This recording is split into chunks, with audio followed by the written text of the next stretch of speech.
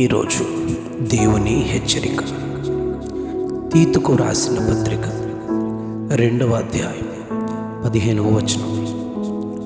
నిన్నెవనిని తృణీకరింపనీయకుము, నిన్నెవనిని తృణీకరింపనీయకుము.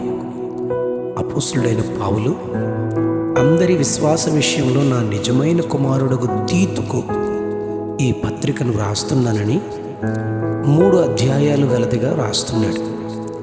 పౌలు తనను గూర్చి 1 కొరింథీ 11వ అధ్యాయం 1వ వచనంలో, నేను క్రీస్తును పోలి నడుచుకొనుచున్న ప్రకారము మీరును నన్ను పోలి నడుచుకొనుడని కొరింథీ సంఘాన్ని ఆహ్వానిస్తాడు.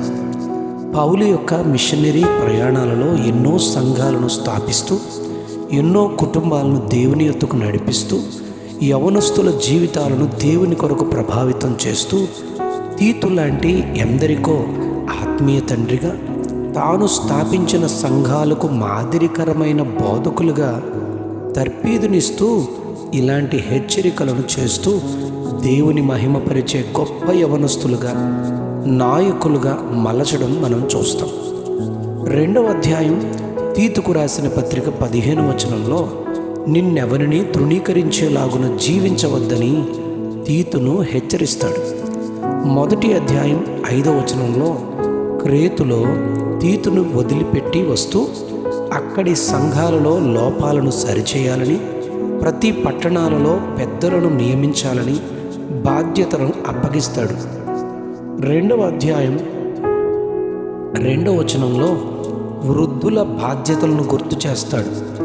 3వ వచనంలో వృద్ధ స్త్రీలు జీవించవలసిన జీవిత విధానం బోధిస్తాడు. 5వ వచనంలో యవ్వన స్త్రీలు భర్తలకు, పిల్లలకు ఎలా న్యాయబద్ధమైన జీవితం జీవించాలో, కలిగి ఉండాలో నేర్పిస్తాడు. 6వ వచనంలో యవ్వన పురుషులను హెచ్చరికలు చేస్తాడు. 9వ వచనంలో యవ్వనుల ఎడల ఎలా జీవించాలో, ఎలా ప్రవర్తించాలో నేర్పిస్తాడు. 2వ అధ్యాయం 14వ వచనంలో, మనలను దేవుడు సమస్త దుర్నీతి నుండి విమోచించి సత్క్రియల యందు ఆసక్తి గలవారిగా, అలాంటి ప్రజలుగా తన కోసం పవిత్రపరచుకొని తన సొత్తుగా చేసుకొనుటకు తనను తాను మన కొరకు అర్పించుకున్నారని ప్రభువైన యేసుక్రీస్తును గూర్చి తెలియచేస్తాడు.